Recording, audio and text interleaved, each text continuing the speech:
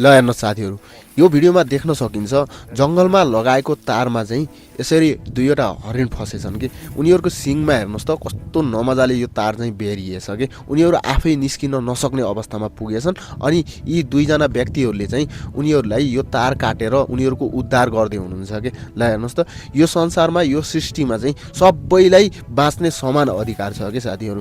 त्यसैले उहाँहरूलाई सम्मान गर्दै सबैजनाले एक एक लाइक गरौँ है त। उहाँहरू कतिसम्म सक्सेस हुनुहुन्छ, उनीहरूको उद्धार गर्नमा कतिसम्म सक्सेस हुनुहुन्छ, सफल हुनुहुन्छ, भिडियो अन्तिमसम्म हेरौँ है त साथीहरू। हेर्नुहोस् त, अब कति धेरै छटपटाइरहेका छन् कि कस्तो नमजाले टुट्टीको सिङमा यसरी यो तार बेरिएछ कि जेलिएछ कि।